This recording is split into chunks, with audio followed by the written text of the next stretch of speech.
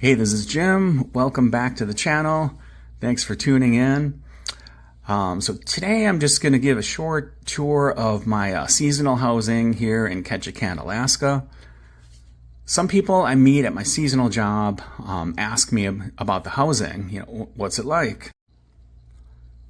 They've never heard of the possibility of working seasonal, and some are at or near retirement age trying to figure it out, how it works.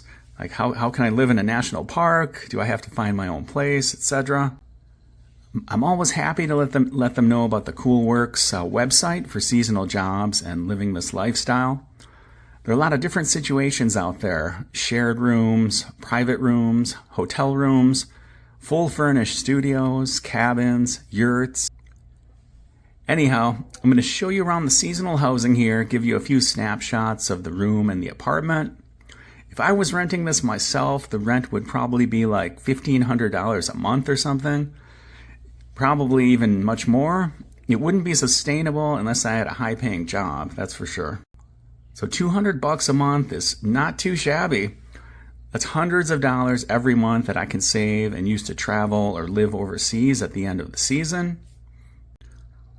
Alright, so hopefully somebody out there finds this video helpful if you're considering the seasonal work option and just like wondering about what some of the housing might be like.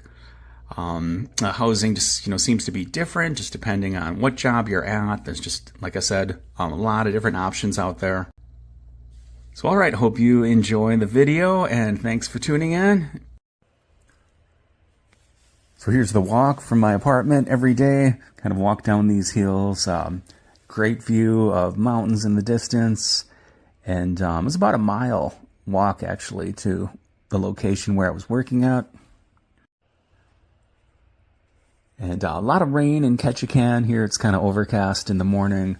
But great way to start the day. Just this morning walk down these hills, down to the waterfront near where I was working. And just awesome view out there. So, all right, the apartment. So kind of a minimalist place. It did have some basic furniture, as you can see here. Very comfortable place, lots of room. And this is the main just living room there. Another shot of that. Just some basic furniture. Really comfortable place. Lots of good light. Here's a view from our front windows. This photograph doesn't capture it well, but another view of the mountains there and just a lot of trees right out there. So pretty nice view from that front window. And okay, here was my room. Really comfortable. Just a few basic things: bed, dresser, little end table with a lamp. Also a great view, just some trees right on the side, like these really tall fir type trees. Kind of similar maybe to the trees, vegetation you might see in the Pacific Northwest, like Seattle. But yeah, very comfortable, just had all the basics, everything you need. Nice private room here.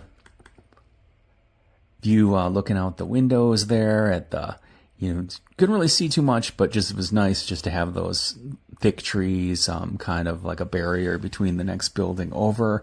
And there was just a stream running underneath those trees down the hill. When it would rain, you could really hear that stream just rushing and just building, and super, relaxing sound at overnight, trying to sleep to that. That was perfect. So, okay, the tiny house. So this was another job I interviewed for, and I'm showing this just to give you an idea, like options that are, well, definitely you'll find out there. So it was a tiny house, and I didn't end up taking this job. The job was basically like kind of tour sales down on the dock along the waterfront. So I've done that kind of thing before, and you'd be working outside. So, one of the positives of it, and I just ended up taking a different job. Like, it's, in the future I might consider it, so nothing wrong with the job at all, but the housing was about 8 miles from downtown. So that was kind of an issue for me, although this job does provide a car that's shared among you and I think maybe two other the people who are living in a tiny house at this location. So you could work that out and just drive into town pretty easily. So it's something I might think about in the future, definitely, but just kind of a little far out of the city, and I just wanted to be closer to the town. That's one of the reasons I went with the other job that I did.